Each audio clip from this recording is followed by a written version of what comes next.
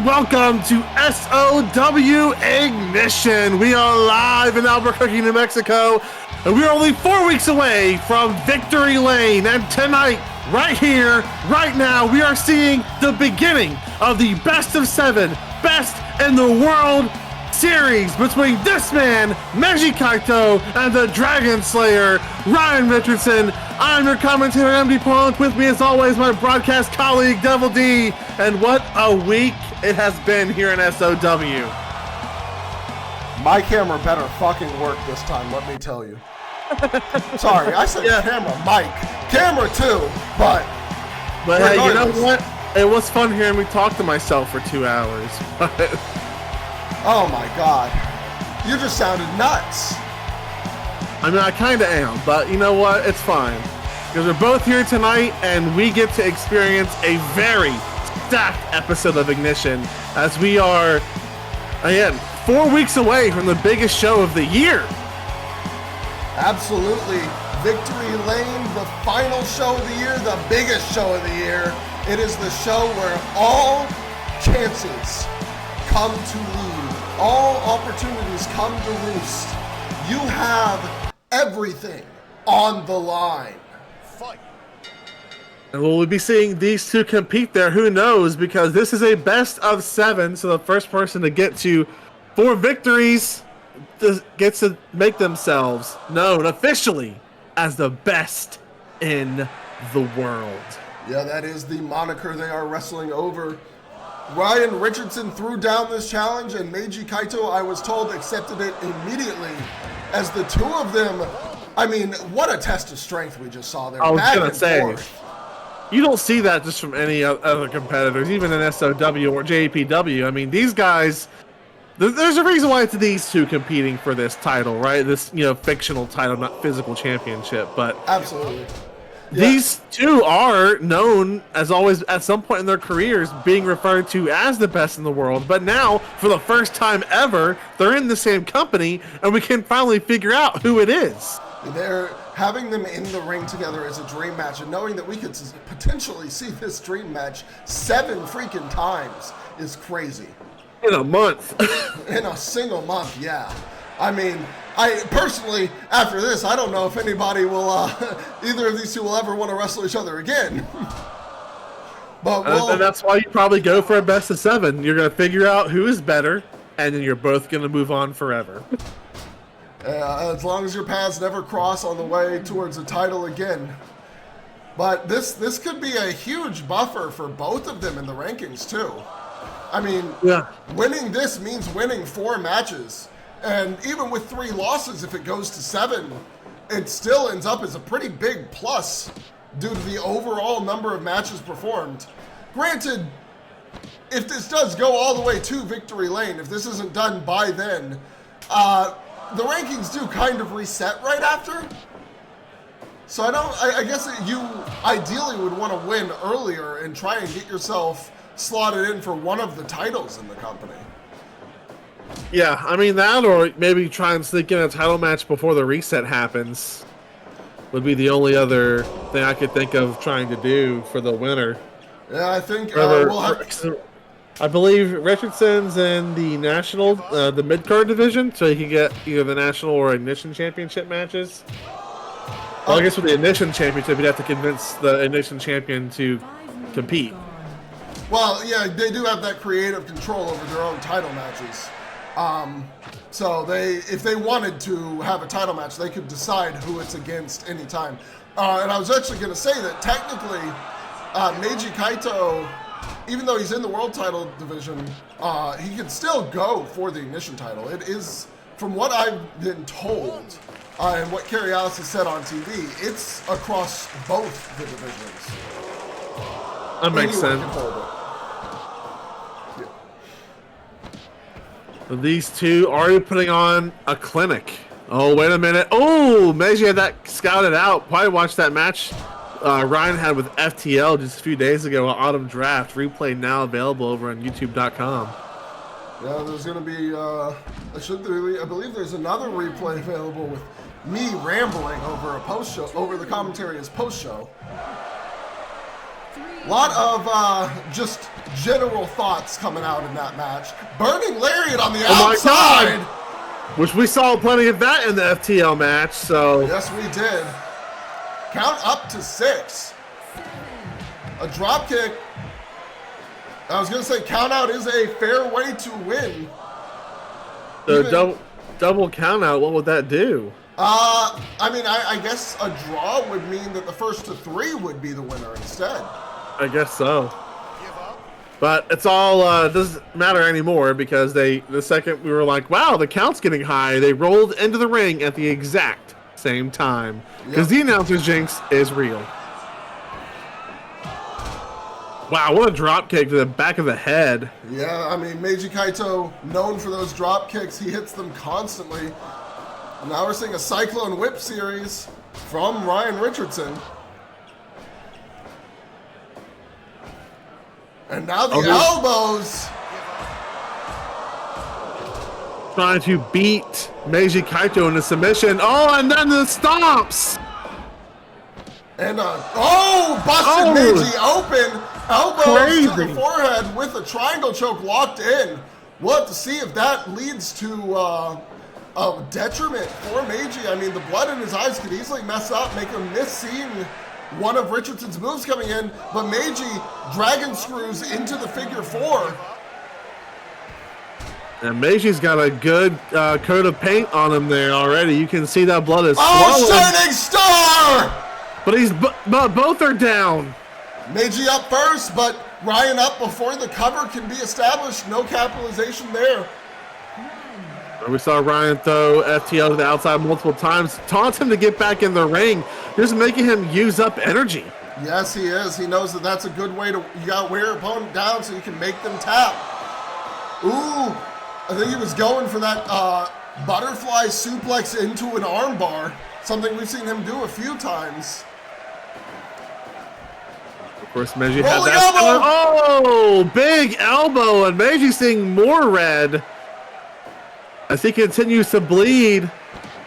Ooh, nice counter to that. I'm not sure if that was a powerbomb attempt, but either way, Ryan too close to the ropes for a pinfall attempt to matter. Now here come these huge kicks. The roundhouse kick to the skull. Ryan Richardson's moving Meiji to the center of the ring. Burning Lariat! Oh my goodness, he's going for another one!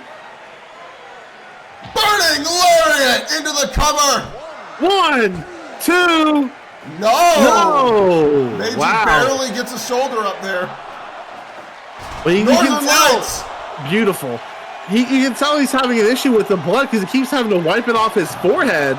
Yes, he does. Almost after every move. And now that triangle choke locked back in.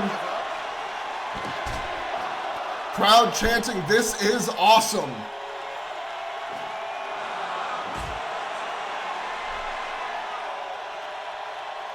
Both men scouting each other out here. Yeah, circling as a suplex, vertical suplex to the outside from Meiji Kaito. Ooh, but Ryan quick to get right back in the ring. He might have baited him to get out the ring there. Again, we're seeing Ryan take that approach of trying to make Meiji Kaito waste stamina now that he's bleeding as heavily as he is. Absolutely. Whoa, fight forever chance and a diving from the outside to the inside crossbody into a deep leg lock. But Meiji gets to the ropes. Richardson not quick to let go. No, he's got till 5 referee. And we gotta get the ring crew ready to change out this match. Cause goodness, what a power bomb! Oh, I thought that was over. That was an Orange Crush powerbomb. And then Meiji goes for a powerbomb of his own, but gets stopped. The Boston Crab walked in. And he's lets it go. Oh, now to the top. What's he thinking? A stomp. Oh, the sleeper hold. Meiji's struggling, trying to get out of it. Yes, he is. He's wandering to nowhere. Into a sleeper suplex. Meiji back up. Northern Lights. 1, 2. Oh, I thought it was over. God. This match already delivering, and it's just the first in the series. God style pile driver! Richardson has neck issues. No, I thought it was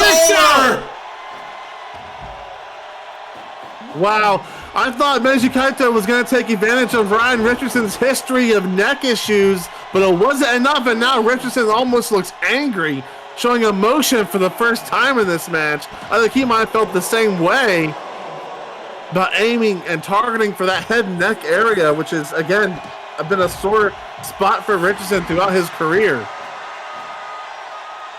Count up to 8, but Meiji gets back in. That was close. Yes, it was. A stronger impact move on the outside may have actually gotten Richardson a count-out victory to start the series. As it stands, both wrestlers still in the ring. Match still going, but who knows how much longer it'll last. Oh my God, another crossbody. Richardson is going absolutely crazy in this match, but Meiji Kaito always gets a counter in there somewhere. Yeah, I gotta wonder about these two wrestling on the outside, though. I mean, you can't win the match on the outside. Not if you're both out there anyway. We got a German attempt into a drop kick from Ryan Richardson. Both men getting tired, but their stamina almost feel like it's at the same level because they fall down at the same time, they get up at the same time. Back fist from Richardson, back in that deep leg lock once again. Meiji moving a lot slower this time towards the ropes, but he gets there. Yeah, we're gonna say, I just want to point out, 20-minute call was made just now. Match has already gone 20 minutes. And the stomps! Oh, the stomps again! Triangle choke with the elbows, and Meiji taps out. He has no choice, and Ryan Richardson picks up W #1 and the best in the world, best of 7. Now Meiji is on the back foot. The ring is covered in his blood. You know he's going to have to rethink his strategy going into the next round. Oh, for sure. But for now, folks, we'll get this cleaned up, and we'll be right back.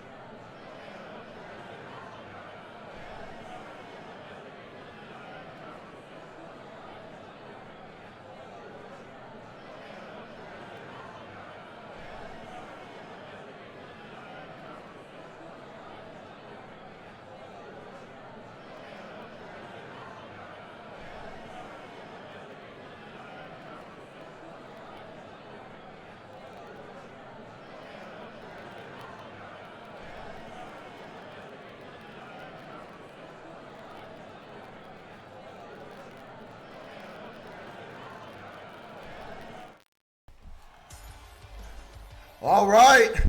Well, we have just a short backstage promo, basically, from Aaron Payne as he was on his way to this match.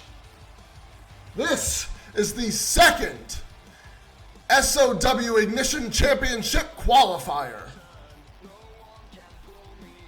And Aaron Payne, looking to refocus and regroup, went from undefeated to losing his last now 2 matches, following the slightly less controversial than Straightaway, but still slightly controversial finish from Autumn Draft. But Aaron Payne, like he said, he's lost 7 matches before. He's not worried about it. He has to immediately shift focus to this man coming out here right now, because this man has a victory over our national heavyweight champion, the sole survivor of the stable war at Autumn Draft. That's Grand Monstro. Yeah, speaking of that victory, do you think he might call that in? I mean, he pinned the champ. If he can get a high enough ranking here, he might be able to push for a title shot. It's definitely something he could think about, but he is getting technically an opportunity to go for a championship right now. So we'll see if he can stay focused on the match in front of him, or if he's going to be thinking too far ahead. And maybe that victory over Kastor could actually cost him a shot at the Ignition Championship now. Well, we will have to see. I mean, it would not be much surprise for Aaron Payne to come out here and win a match. I mean, his performances have been nothing but stellar. Even though he came in a disappointing loss to Clint Cassidy, if you really go down on it, it's not that detrimental. Clint Cassidy has always been a stellar wrestler. He's just had a shitty attitude lately. Oh, yeah, for sure. And like Aaron said, he's not going to sit here and cry about it, because it's not like he was like 40-0 or something in death matches going into Autumn Draft. Like, he's lost just as many as he's won throughout his career. And it's all about his performance in them, which, once again, that match was exciting.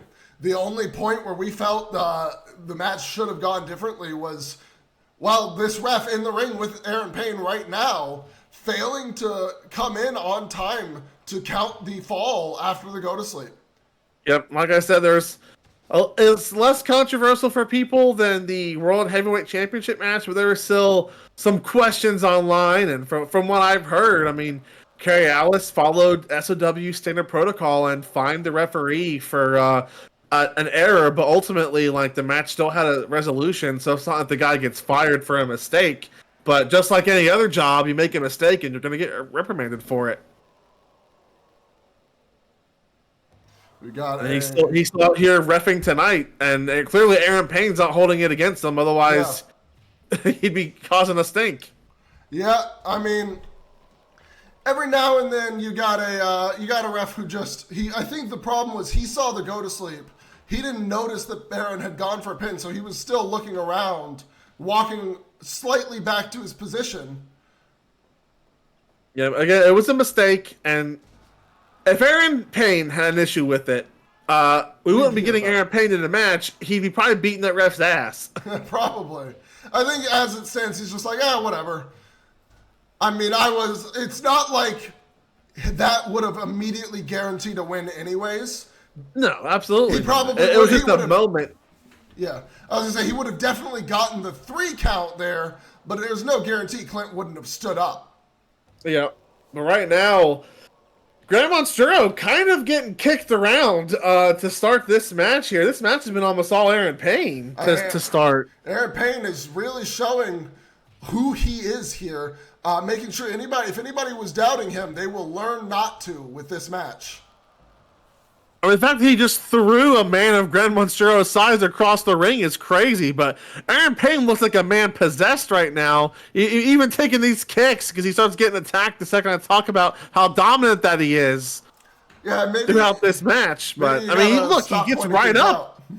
Yeah, I'm probably going to shut the fuck up. God. But, oh, Aaron's bleeding there. Maybe a little leftover damage from Autumn Draft. But we're 2 for 2 on blood tonight, folks. Jesus Christ. A stiff right hand from Grand Monstro. I think that might have been almost an accident. I don't think Monstro was trying to bust him open. No, I would imagine not. Those old war wounds opening up from the death game. Well, big single drop kick there. But Aaron, like you've been saying, right back up and now tossing Monstro out of the ring. Poised, he runs to the Oh my ropes. God. Tornillo into a floating moonsault on the outside.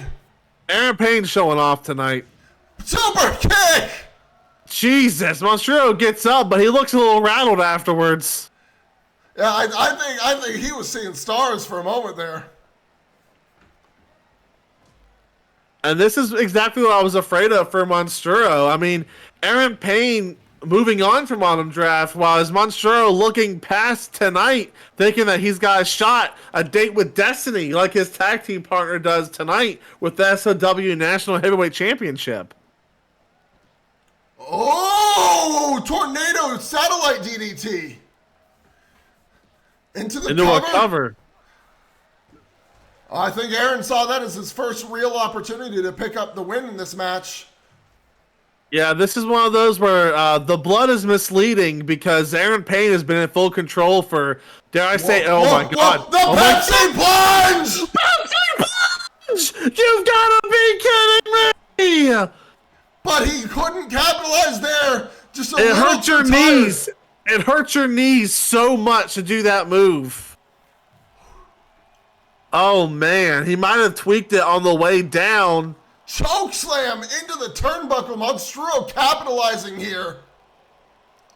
And he's going up top. Swanton! That's my finish, man. 1, 2. No! Aaron kicks out just in time. And more of these kicks. Grand Monstro's patented kicks to the gut.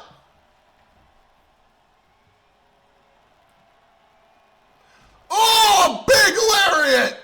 Good Lord.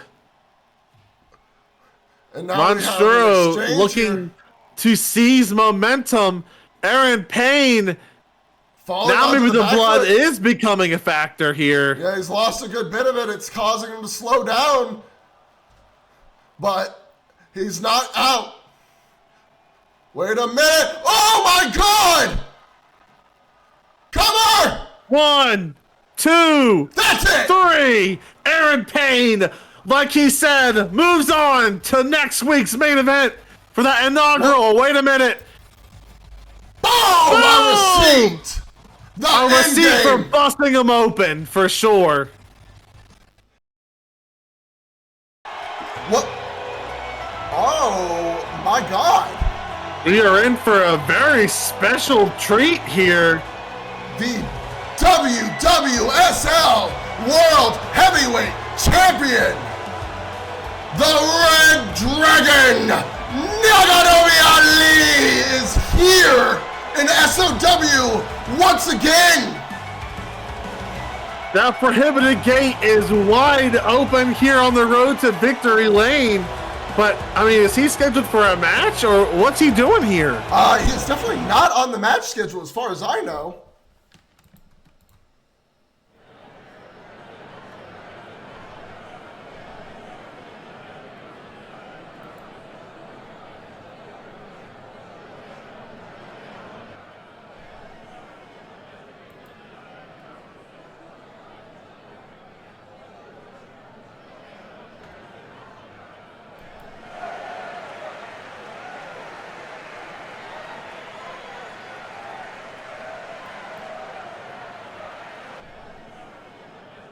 A problem.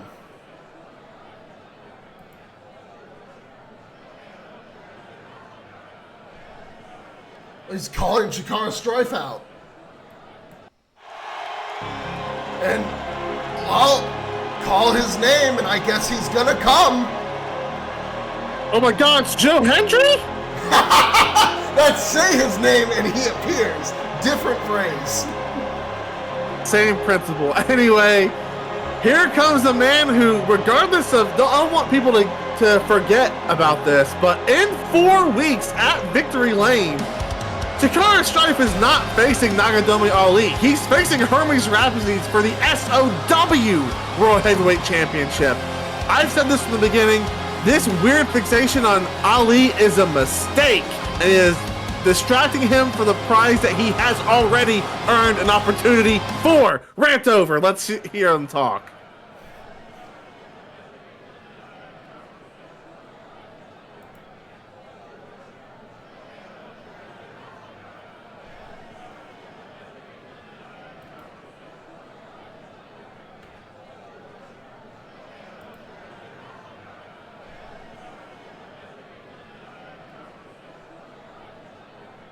Oof.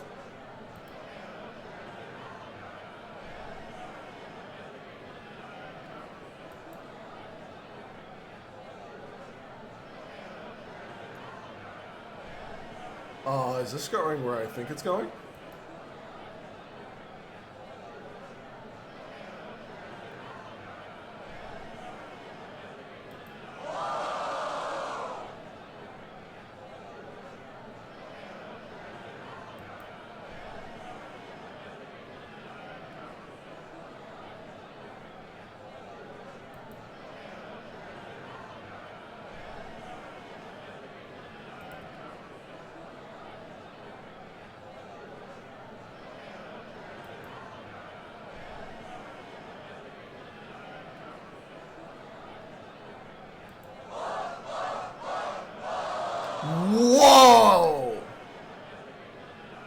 That's a demand I did not see coming.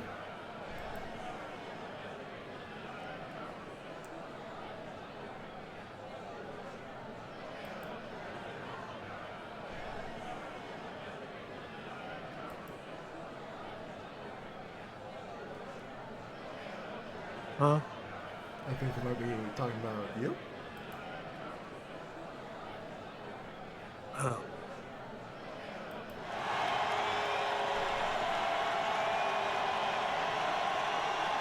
Oh, shit.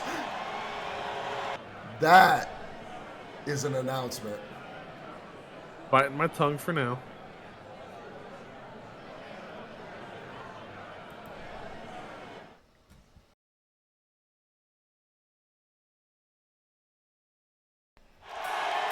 Okay, I'm trying to get my thoughts together here because for one, Nagatomi Ali knows I exist. That's pretty fucking cool. That is pretty fucking cool. Two, he definitely listens to me because he's stealing my name for prohibited gate. Yeah, no. I want my goddamn royalty fees. Yeah, I'm a little floored just by the announcement itself. JEPW is challenging SOW to a promotion battle. And they're doing it right before Victory Lane. When I say right before Victory Lane, that is the go-home show for SOW's biggest show.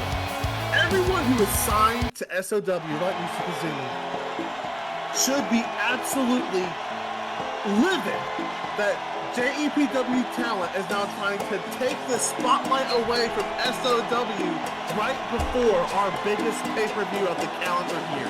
Yeah, that should fire them up more than anything ever has. Championship be damned. Pride is on the line here. SOW has got to get it together for that show. Oh my god. But this match in itself, I mean, we're reacting to what just happened.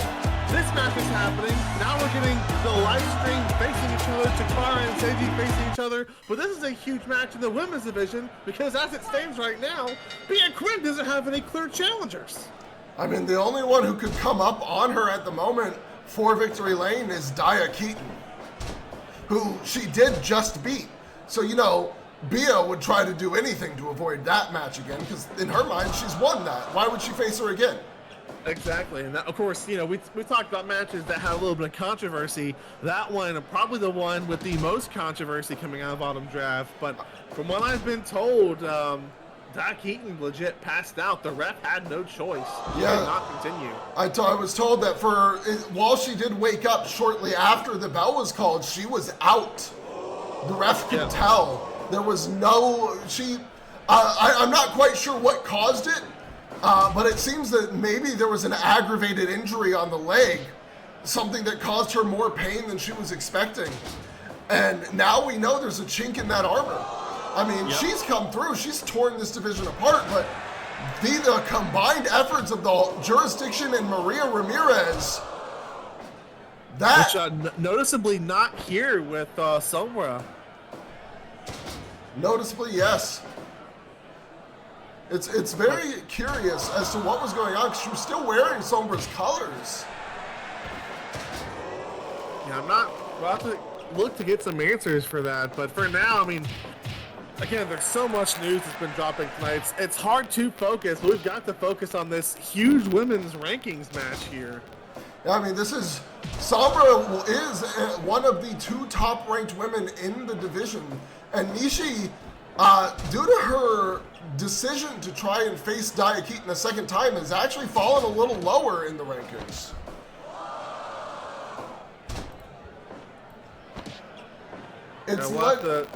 We'll have to see. I mean, this pretty much, I mean, a victory here could send someone on the path towards Victory Lane. Absolutely. And we know Nishi wants to be the SOW Women's World Champion pretty bad. Oh, yeah, it's clear. I mean, she made that statement a couple months ago, and this is one of the matches she actually hasn't had the chance to have. One of the opponents she wanted to face. Sombra. Yeah, Dia Keaton, unfortunately, put a stop to her rise, and kind of, really, if you think about it, Nishi was getting win after win. She was building her own momentum. She loses to Daya, and Daya basically absorbed that momentum and made it her own. Well, what I was about to say is that this match actually didn't happen because of Maria Ramirez. This match was scheduled, I believe, before, it was before Straightaway. I'm not sure if it was before Burnout. I think it wasn't. I think it was before Straightaway, maybe after Pit Stop. This match was scheduled to be between Sombra and Nishi during Nishi's rise, and Maria took Sombra out backstage and took her place and faced Nishi instead. A big first-time matchup here on a absolutely bonkers episode of Ignition. Ooh, Sombra dodging these drop kicks back to back. Nishi's gonna have to. Sombra's got that scouted well. Yeah, Nishi's gonna have to think of a new strategy if she wants to start progressing forward. Currently, the rankings-wise, Sombra, due to her 1-point reduction, is actually behind Nishi in the rankings. Should she win this match, she will jump up to second behind Daya Keaton. And then Nishi, what would a win for Nishi do? Well, currently Nishi is ranked in the third spot, shared third spot with Lilith, who is still on high gear. If Nishi were to win this match, it would bump her, believe, let me just do the math really quick. It would bump her to the second spot above Kimura Aiko. But again, just below Daikin. Both women need this win. Essentially, yeah, this win puts one of these two into the second place. And I have been told that Bia Quinn is not here tonight. I know we're shocked by this news. Bia Quinn not on an episode of Ignition. I actually am a little shocked. She's been here pretty consistently thanks to Jiyoung Carey continuously calling her down. I guess now Daya Keaton is no longer on the horizon. Carey hasn't felt a need to call Bia in anymore. Yeah, there's no reason for her to be here. She you know what? And she's probably not even watching this match. She's probably doing something. She's probably out clubbing. Probably.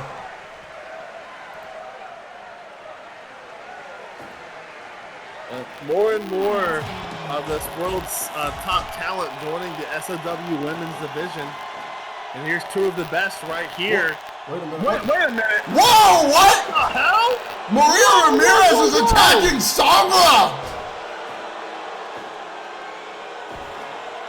And Nishi, quick to capitalize.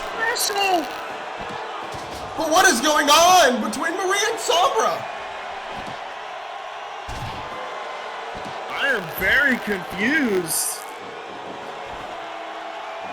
But Sombra is in danger here. Yeah, I mean, the ref needs to get Maria out of here.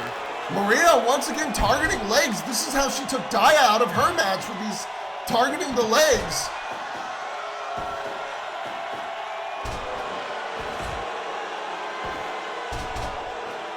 And Sombra's doing her best to fight her off and focus on Nishi. It looks like Maria has been removed. And Sombra's angry. She's not letting go of that leg lock. I can't really blame her. I'm surprised Nishi took to that combination so quickly, but I guess she's more of a wrestler. She doesn't, if she sees an advantage to be taken, she'll take it. Oh my God. Oh my God, a stunner from the top rope. Really? But Sombra, not worried at all. What? Hammerlock DDT! And she rolls her over into the cover. Smart pinning position. But a kick out. Kick out. Oh, the knee to the face. The Polaris knee out of nowhere, but Sombra, Nishi didn't cover. I think she was going to go for a second one, and Sombra quick to counter there. That rage still fueling Sombra. The now very evident betrayal of Maria Ramirez. If there was anything in doubt about where Maria's allegiance lies, it looks like it's definitely not with Sombra anymore, despite their agreement. Well, despite the match, the step up or shut up stipulation, I mean, I gotta wonder what's going on. Is she betraying the match stipulation? Has she decided she doesn't care about the honor anymore? Oh my God, the Polaris! Into the pin!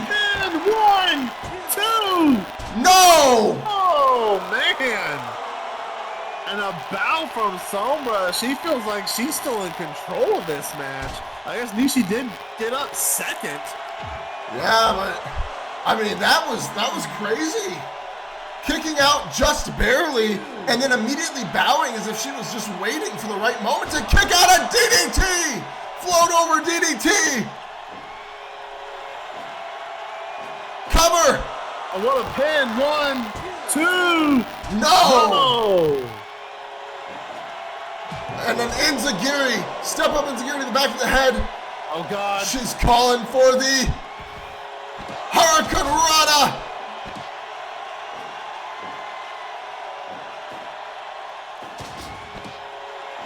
Nishi into a crucifix pin. Only 2. She's Oh my God! Something. Or that works too. 1, 2. A fisherman 3. buster gets her the cover and the 3 count. Nishi Kazumi's rise can begin anew in the women's division. What? I mean, don't get me wrong, I'm happy for Nishi, but the story of this match is what the hell is going on with Maria? Well, I've been told it is now time for the explosion of the live stream. Literally fueled by Nagadomi Ali, though. Yeah, it's like, does that not feel weird to you? I mean, Chikara just agreed to it so easily. I mean, if I'm Seiji Fairs right now, I'm actually kind of pissed. I'm definitely concerned because, I mean, first and foremost, obviously Chikara does have the world title match coming in. They also have a tag title eliminators waiting in the wings. Yeah, I'm not sure what's going on with Chikara. I said earlier that I feel like he's distracted because he already has a 1 world title match in 4 weeks. But you're right. He's got a tag team eliminator and he's trying to go for the WWSL world title. I think he is split his mind too much.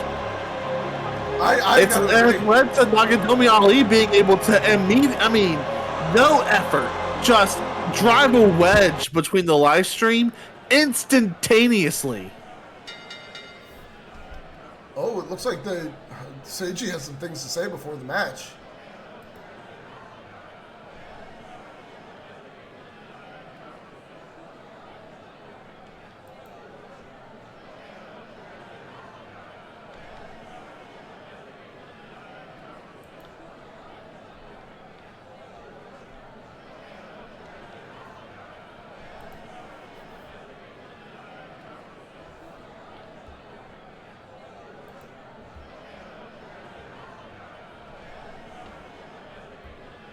Oof.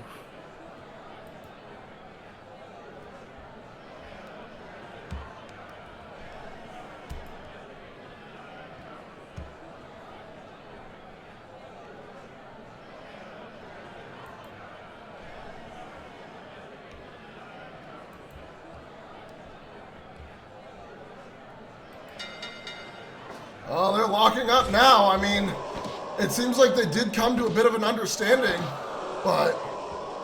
Can I be honest? Go ahead. I don't believe Seiji. I don't know if I do either. I mean...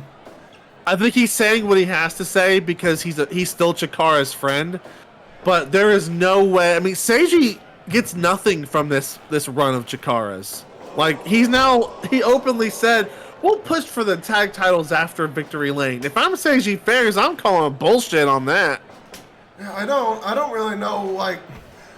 I guess if you're going to delay the Eliminator until after you're done with the singles run, that's a logical decision, given... For Chikara, and Chikara alone. But I mean, think about it. If you're Chikara thinking about Seiji, and you have to train specifically for this world title match at Victory Lane, Do you really want to risk blowing up Seiji's chance at getting the tag titles by being unfocused during a title eliminator? But if you're Seiji, don't you think that like you deserve your opportunity as well? I mean, I definitely. I don't think there's a right answer here. Yeah, I think it's too complicated to just outright say which one of these is the right way to think about things. I think they both have a valid point, but it seems Seiji is at least willing to allow this to go, given there's just 1 month that he would have to wait. And of course, he said that he's not going to hold back. He's going to give Chikara a match. So maybe in his mind, oh my God, maybe in his mind, if he beats Chikara here, he stops the run almost entirely, and Chikara refocuses on what he needs, what Seiji would want him to be focused on. Well, I'll still stand by this. I do think Chikara's got too much on his plate. I just don't know how you can sit here, even more so after the declaration of war against SOW from JEPW, that you can sit here and say, well, I'm just going to win both the titles. Yeah, I mean, like, come on. It definitely feels like he saw an opportunity when he threw Nagadomi out of the ring, and he's just chasing it. He's chasing a dream. I mean, he already reeks of desperation. I mean, he said it himself. I've got to do this. I've been world champion since, oh wait, okay. What about becoming a world tag team champion when you have an eliminator on your plate? Instead, you're going for a championship outside this company when you, again, have the world title. Literally, that match is locked in. Yeah. It's 4 weeks away. Yeah, it's hard to say. I mean, what he's thinking. Some wrestlers, I mean, some men just become desperate. They see something that they tried to earn many times over, and they see one more opportunity, one more chance, and they stop thinking about anything else, and they just go for it. This seems to be one of those situations. I just feel like it's unfortunate for Seiji Fairs. He's a better friend than I am, because I'll tell you right now, I would have been like, yeah, I'm about to beat your ass. Any frustration that Seiji has with Chikara, this match is an opportunity to work through it. But you have to also consider people get in their feelings when things don't go their way. So if Chikara wins this, and I think he expects himself to get that match against Nagadomi Ali, how does Seiji not have strong feelings about that as well? And I'm not trying to plant seeds like Nagadomi did. He already did plenty of that on his own. I'm just trying to think from an outsider looking in on Chikara's behavior, not just tonight, but really since Straightaway. Oh my God. Oh God, huge uppercut. I think as it stands, Chikara clearly sees a path forward that he wants to take. And Seiji, as his friend and partner, is willing to allow him to take it. But he's not going to make it easy when there's an opportunity to stop things. He's going to make sure he throws everything he has at Chikara here. As we see him drop the elbow over and over. A ton of elbows here. Not giving Chikara a chance to rest.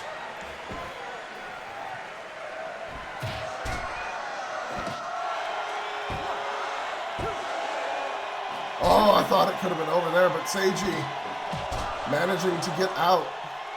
Seiji's not done yet. He's seen that move a number of times. He's even probably seen it hit the turnbuckle. Yeah. And now a strike. Now here's where you're going to see some real emotion. A strike exchange between frustrated tag team partners. And it looks like this is going to Chikara. And it does. I mean, he is the powerhouse between the two of them. Famouser! Oh my God, could that be it? That could be. 2. No! Kicked out of the Famouser.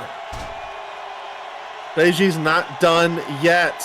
Though right now it really feels like that swing towards Chikara. Oh my God. Deep double arm lock there, blocking the ropes. But Seiji manages to wriggle his way out.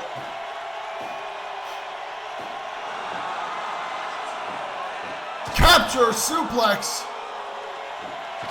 Ooh. Oh, big kick counter. Maybe he was thinking pin, and now the slaps again. Seiji knocked off his feet. Tosses Chikara to the ropes and hits him with a drop kick. But Chikara back up but dazed. A strong elbow from Seiji there. And Chikara with a belly to belly. And he's dazed again.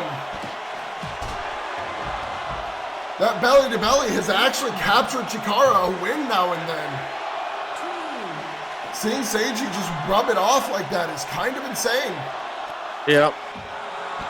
But again, they're big counter. Well, they're tag partners. They know each other's moves inside and out. A fake out into a takedown there. But Chikara powers through. I mean, these guys know each other better than anyone else. They have each other's entire moveset scouted. Yes, they do. Chikara setting Seiji up. Oh my God! Buster Bomb from the top rope! And that's it! And now Chikara has earned his match against Nagadomi Ali for Prohibited Gate. What? I mean, what do you think we're gonna get there? No idea.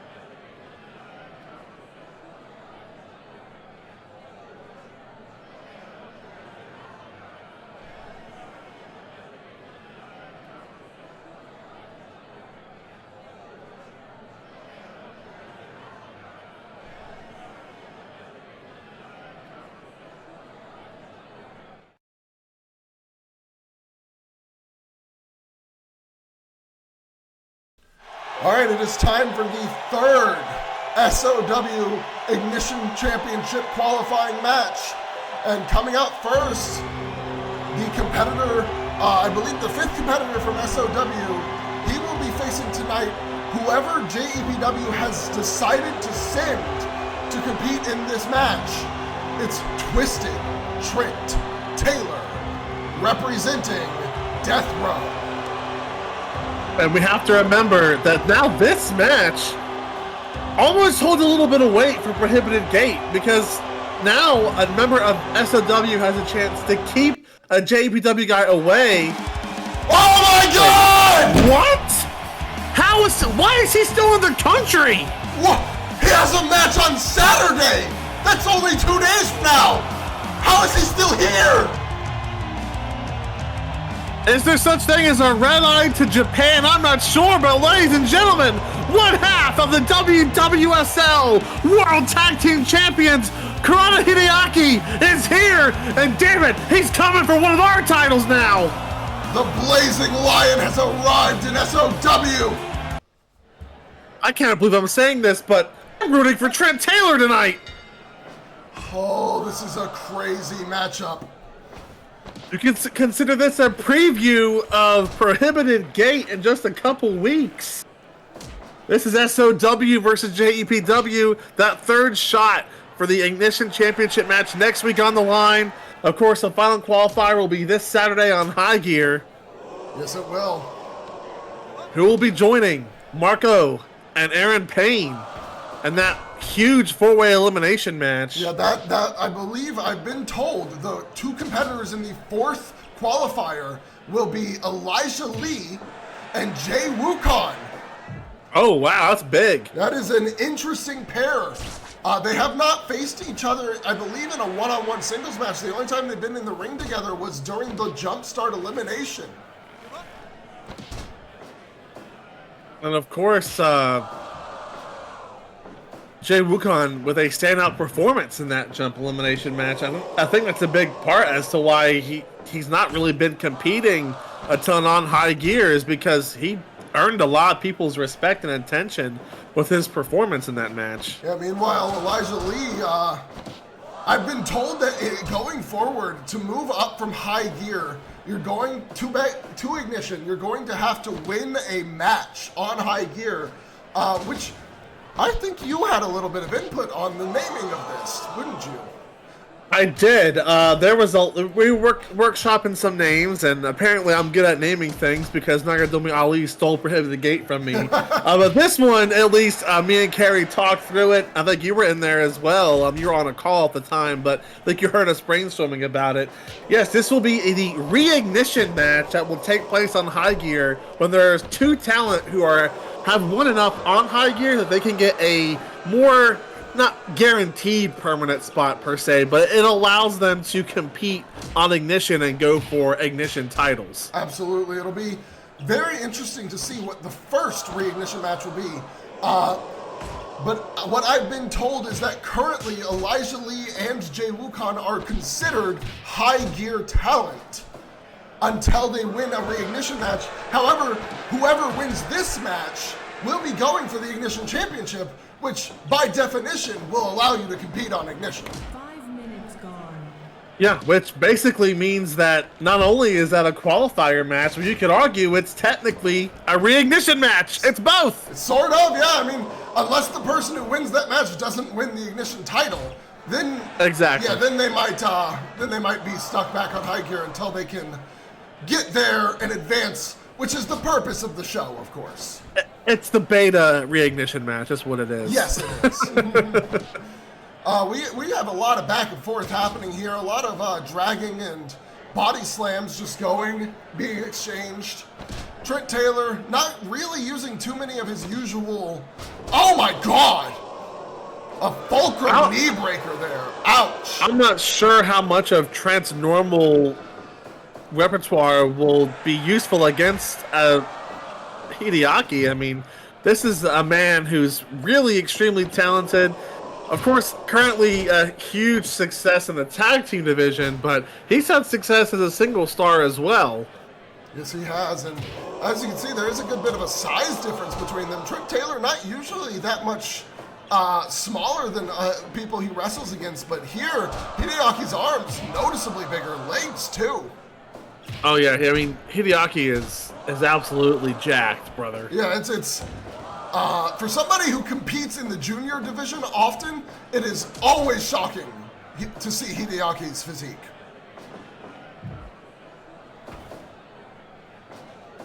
Was Trent Taylor frequently involved in tournaments or matches that crown initial champions in SOW? Now he's got a chance, once again, technically involved with the scenario here for the Ignition Championship. Yeah, I mean, realistically, if you think about it, every singles title, he has either been in a qualifying match or in a tournament to get there. Yeah. Well, Hideaki to the top here. Oh my goodness, what a moonsault to the back of Trent Taylor. A very beautiful moonsault. I think he was picking him up to hit him with one more. Oh my God! The Demon Fang out of nowhere. 1, 2, but it's not enough to take out Trent Taylor. But think about this, if you're Hideaki. So you're competing tonight. It's Thursday. Now you have to get back on a plane, fly to Japan, defend your tag team titles on Saturday. But if you win this match, you then have to turn around after only a couple of days and come back to America for Ignition. Challenge for the Ignition Championship. Yeah, that's definitely, he's known to have a packed schedule, but oh my God, a blazing stamp to the back of the head. Is he punching his ticket for multiple fights? No, Trent Taylor kicks out. Yeah, I was about to say Hideaki, well known for his tendency to book himself into multiple different matches. But usually throughout Japan, not throughout the world, the way he's doing here.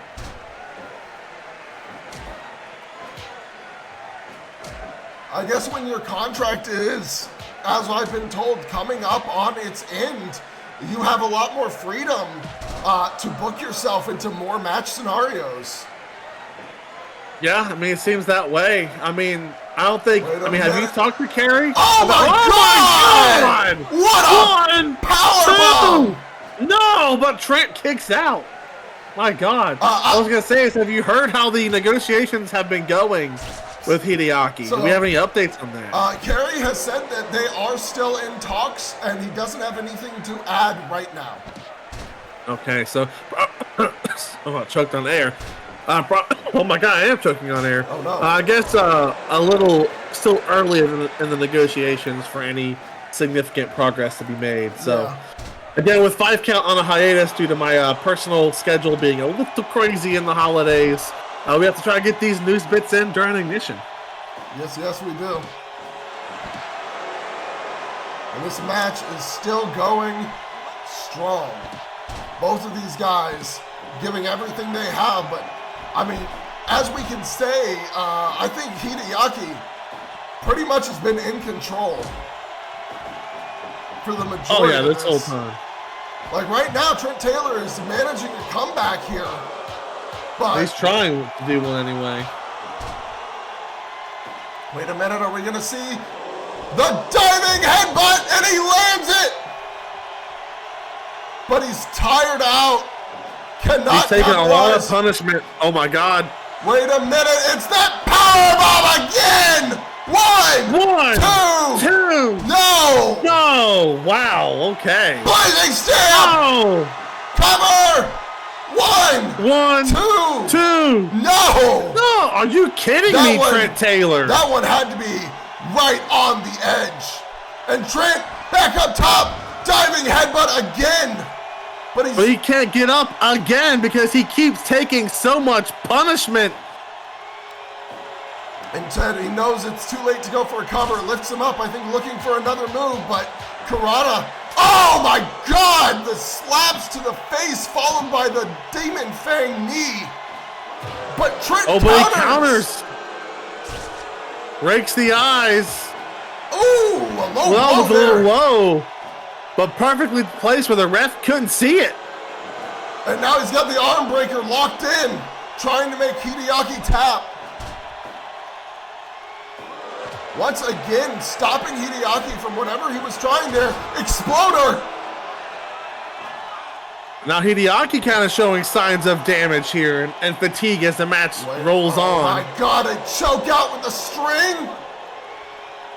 Yeah, and the ref immediately forcing him to get rid of that thing. A disqualification count there.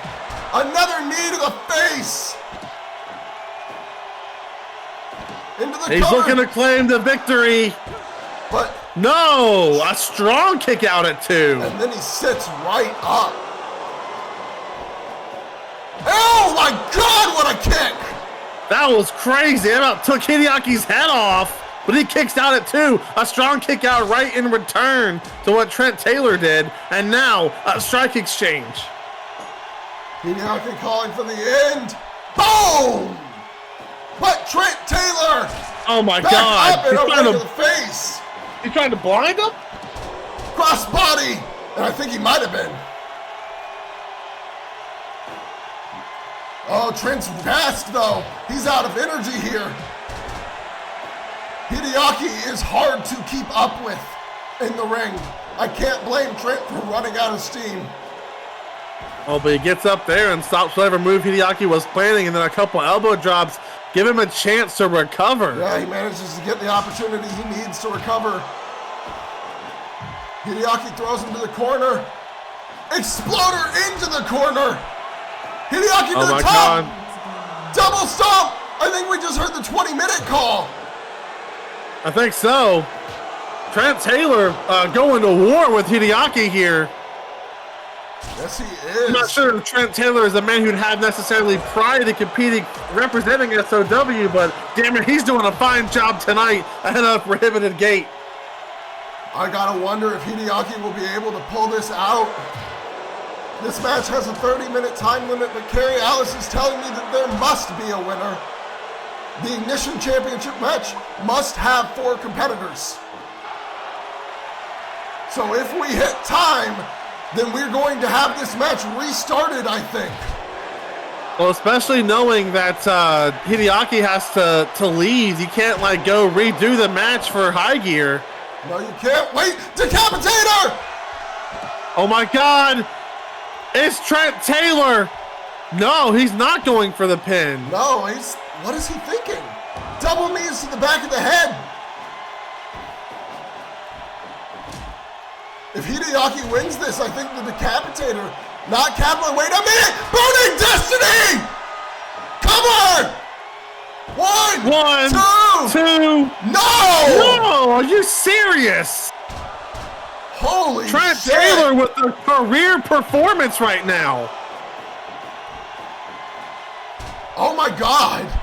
I think Trent just straight up ignored that, snapping the fingers. No selling that kick outright. Hideaki dodges the punch. Gets thrown into the ropes again. Kitchen sink. Big punch to the face. And he's getting desperate again. Swing again. The ref not going to allow that. Wait. Oh my God.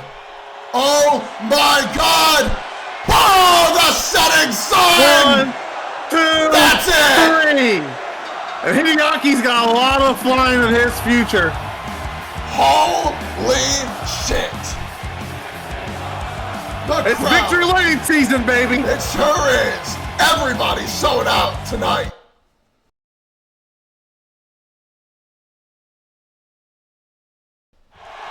Well, now it's time after that insane match to see what the Dark Crusade have to say. What a night of action this has been. I mean, the whole roster has just stepped it up a notch as we approach our biggest show of the year. You can tell it's in the air. You can feel it. Every time these guys hit the ring, that bell rings. They are throwing everything they have at each other. Everyone wants to earn their place on that card, and that JEBW talent be damned if they're going to take it from any of our guys. Absolutely. I mean, look, I know he's a JEBW guy. I have not seen a performance like that in a long time.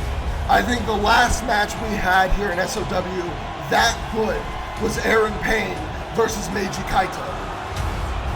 Probably. And that was half the time. So, what a performance. And now we get to see exactly how the Dark Crusade is feeling.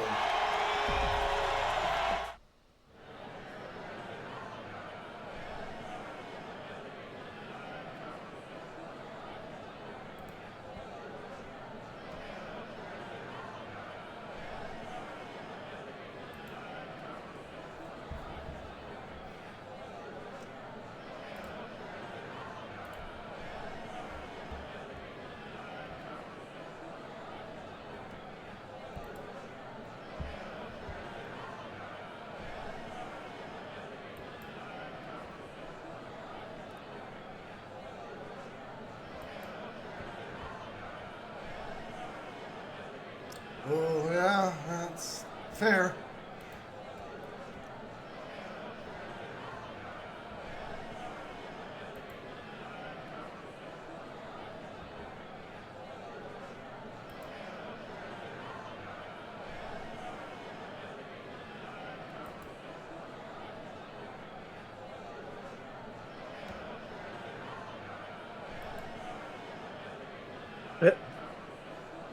That's what I've been saying this whole damn time. Sure is.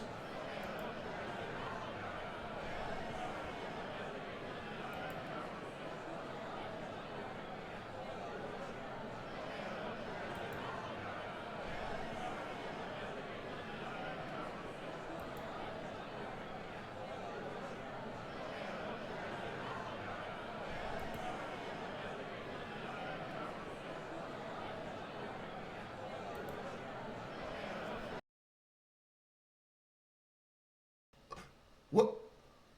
Oh my God! What the hell? That's moment for life! But we cut to we came like we had a power outage, and right after we came back in, and these guys were just in the ring. I'm not exactly We sure haven't what seen happened. these guys in months. No. What? And they're in the Phantom and the Nightmare uniforms. What is going on? This is absolutely terrifying for SOW. The Dark And Crusade is trying to fight them off. Oh my God, what a clothesline. They're doing what they can. But the shock on their faces when the lights came back on tells the full story. Oh yeah, no, they were not ready for this by any means. And Bray Windham taking control, the Nightmare taking control. The Phantom trying to fight back. It looks like the Dark Crusade might be being able to take a lead, but from what I'm being told, it sounds like everyone backstage is down. There's no security to break this up. There's no security. ZC Woods is actually at Gorilla, preventing anyone from interfering. Yeah, he's taking everyone down that tries.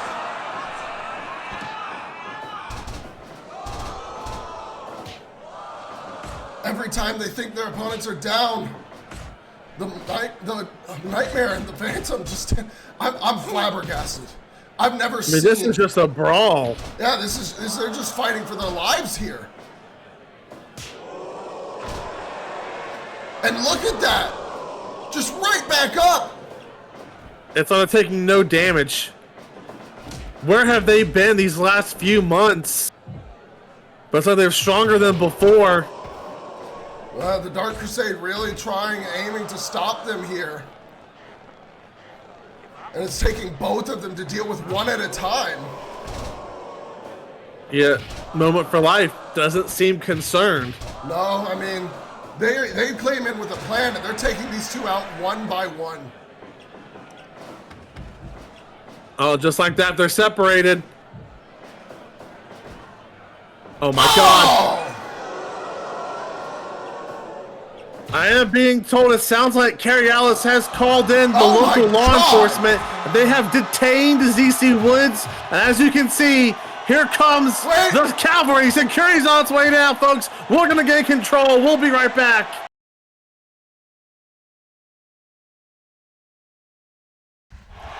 Well, now, folks, it is now time for tonight's main event. And I'm sure it's felt like damn near every match tonight has been a main event. This is the actual main event on paper. Atomico has been on an absolutely insane rise in the singles division. A rocket strapped to his own ass, the nuclear flyer, has now earned himself his first ever singles championship opportunity in the United States. Yeah, this is going to be interesting for sure to see. Can he do what the leader of Reyes de la Lucha failed to do? Or we heard from Kastor earlier. We know exactly what he thinks about that. Oh, yes, we do. As his music plays, Atomico has a hell of a match before him. This is a very pissed off Kastor Liechten. You can see it on his face. He's locked in, dialed in, staring straight at Atomico, hardly even blinking on his way down to the ring. He is very upset about the results of Autumn Draft, and now he feels like tonight he puts Reyes de la Lucha behind him because he'll have beaten Atomico and Ray both for this exact championship.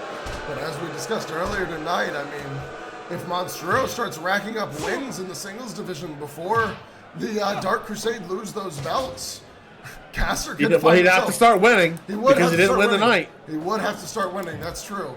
But should that happen, Kastor could find himself face to face with yet another member of this stable. I'm sure he'd be thrilled. He would probably murder that man in the ring. But just to peel back the curtain a bit, folks, it's been over 10 minutes since we got the Dark Crusade Moment for Life out of here. I mean, what a brawl we witnessed. What a show we've had tonight. And to cap it off with this huge championship match main event, I've been saying it all night, but goddamn, it's Victory Lane season, and you can feel it. Yes, it is. Of course, Kastor going for a ton of submissions early on because, like you said earlier, Atomico's glaring weakness, really, at this stage of his timing in SOW, has been submissions. Yes, it has. It's been exploited frequently by Byron Mitchell with that devil's clutch, making Atomico tap over and over. And when you're up against a man like Kastor Liechten and you have a weakness like that, when you can't handle pain for very long, you're in for a struggle. We're going to have to see that aggressive style of Atomico really come through early on. Kastor and Atomico are about as opposite of weight classes as you can get here in SOW. No kidding. So if this match goes for any significant amount of time, Kastor's going to have a successful title defense. Yeah, no, Kastor, we've said it before, the longer a match goes, the better it is for him. The longer he'll be able to lock in those submission holds, wear down Atomico. But now Atomico right now he's doing what he should be doing. He's being aggressive as he sends Kastor to the outside. Absolutely. He needs to be active. What he needs to do is wear Kastor down. And not get thrown to the outside himself. Yeah, no, definitely not a great place to be. And that kick just sent Atomico halfway across the damn mat. Yeah, a big Double boot. leapfrog. A big boot from a man who is 357 pounds of nothing but pain. And not even a 1. Versus a man who is 176. You're gonna go flying. Oh my god, what an impact DDT. Now Kastor off the ropes. Double knees. Big knees. Atomico gets up, but I know that hurt. Oh, it had to. Using Kastor's own momentum from the ropes to get him down onto the mat for a moment, but still not even a 1. He finally gets the 1 count on his 3rd pin attempt of the match. Yes, he does. But it was almost hardly a 1. It was like a 1.1. Yeah, it was really close. And Kastor just doing what he always does. Immediately slowing down the match, locking in a leg, an arm, the neck, the chest, it doesn't matter. Locking in a submission somewhere. Ooh, nice clutch. A 0. My god. Yeah, these roll-ups are not going to do him much favors when a man is as big as Kastor, so easy to power out when you can't get much of a grip. But again, another roll-up attempt here, and again, not even a 1. He's going to keep trying and it, but... one. Just oh really, my god. I think he's really trying to wear Kastor out with the roll-ups, just forcing him to constantly kick out. Kastor's not the type to lay back and accept that from somebody he doesn't respect. You know it's also not working. No, it's really not. Gonna need a new strategy soon. Yeah, I mean, he throws Kastor to the outside. Now, this could be a valid strategy, but instead it looks like he's just gonna let Kastor get right back in. I don't think he was, I think he was doing that for himself more so. Like, Kastor's whipping him around the ring. He needed a break. He was hoping one of those surprise pin attempts would actually steal a 3, I think. Yeah, but Kastor just too wise for something like that. Big headbutt. Oh my god! That's a momentum changer right there if Atomico's not careful. Yeah, those headbutts can really shock your system. Ooh, nice counter. DDT. But he's right back up. Kastor not slowing even a little here. Oh my god! Oh my goodness! Oh, here we go. A barrage of punches.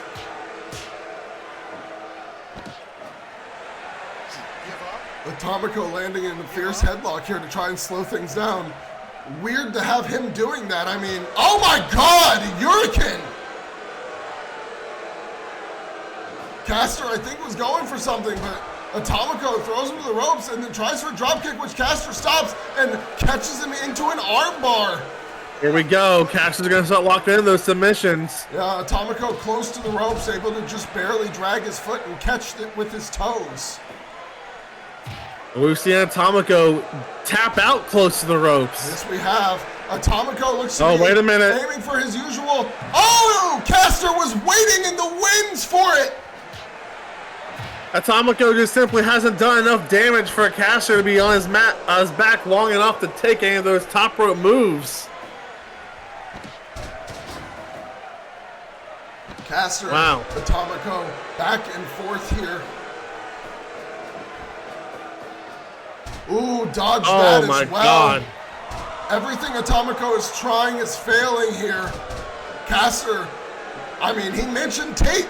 He is not joking. He has definitely watched so much tape. He's also been in the ring so much with these three guys. Now that is a headlock that looks like he's trying to win. Wait a minute. Oh, we've seen this setup. Hadrangia! But it's right at the ropes. Right at the ropes. I think Kastor did that to get a little punishment in, or maybe he actually was a little worried for a moment there. A deep cover from a Hurricane Rana. Quite the accusation on the Emperor. Oh wait, here he goes. Oh my God. He's not near the ropes this time. Atomico's dragging. Hadrangia locked in, and I think he made it. Wow, he made it. Oh, but he looks hurt. Oh yeah, no, his leg, he's holding it. He's definitely felt a little bit of a strain there. This is in the ropes too. And the ref, John Cooper, our ref for this main event, right there sees Kastor touching the ropes, immediately calling for the break. Very attentive. This is the most tenured ref here in SOW. Atomico is still trying to steal this championship away. It's like that's been his strategy from the time the bell rang. Whether it's working or not doesn't matter to him. No, yeah, he's going for these roll-ups over and over and over. He thinks that the surprise eventually will catch Kastor, but you gotta wonder if maybe the more you do it, the less surprising it gets. Kastor baiting him in there, pretending to be stunned, and then capturing him. Body slam into the center. But Atomico whips him away back to the corner near the ropes where he's safer. Boom! Huge kick there to the champion. And Atomico Big super kick! My God! I'll say if he's trying to steal a win, this is how you do it. Use the corners, your weapons. Wait a minute, here we go! A third time Hadrangia! And it's so deep in the middle of the ring! Wow, Atomico. He just let it go. He let it go. There was not a ref rope break call. No, I think he realized Atomico wasn't going to tap there, and he decided to go for a different move. But Atomico, quick with another. I keep calling it Hurricane Rana. Technically a Frankenstein because there's no roll up after. Wait, single leg grab locked in. Race tap to this. But Atomico does not tap here. He is doing his best. Super kick. He is trying so hard to steal this title from the Emperor, but another 2 count. The roll-ups, the pin combinations, they just aren't working. Another series of super kicks, and Atomico lined up. Big drop kick! But Kastor gets up. Atomico normally would try and go to the top ropes to follow up out the U238, but instead he gets power slammed and now knees to the chest. 20-minute call here in this matchup, which is still going. We did the full 60-minute time limit here for championship match. Atomico counters. Yes, there is no worry yet of a time limit draw. They have plenty of match time to go. Another wrist punch suplex. Advantage Kastor the longer this match goes. Absolutely. I mean, Atomico has not been able to go up top because Kastor keeps standing up. Absolutely, and right there, another Frankensteiner attempt, and then a counter takes him down into a guard position and now into an armbar attempt. Rolls through, lifts him up, but a counter. Super kick! Into a clutch here again. All right, folks, we're going to commercial. We'll be right back after this. All right, we are back from commercial. This match is just going on too long that we had no choice. And oh my God, Kastor's working the leg. That's a different style for him normally, but throughout the commercial break, this has all been Kastor in control. And now Atomico just now getting some moves back to take what semblance of momentum he can from the champion. Absolutely.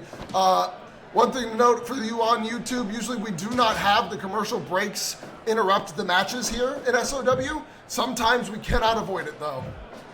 And this is one of those times. But don't worry, the match didn't end at least. So we will still get the conclusion of this National Heavyweight Championship match. The main event of an incredible Ignition with the frog splash. Kastor just enough outside of the ropes for the pin to count, but it's only a 2 count. Not surprising. Atomico is doing what he can here, but again, what we saw during that commercial break, I mean, that was about 3 minutes of just submissions. Yeah, it was Kastor really wearing Atomico down. I do have to once again point out, you are once again forgetting that when they do a top rope move, the rope breaks can't save you. I'll never remember it. It's okay. It's a very odd rule that we implemented here in SOW. It just is to allow those high flyers to hit their spots regardless of where their opponent is in the ring. Right now, the only thing this high flyer is doing is getting slammed down to the mat and punched in the face. Yeah.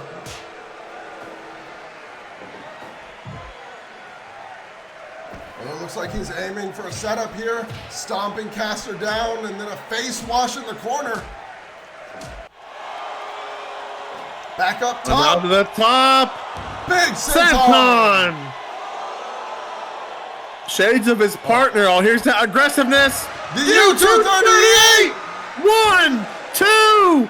No. He's close, but not quite there. He's staying on the offense.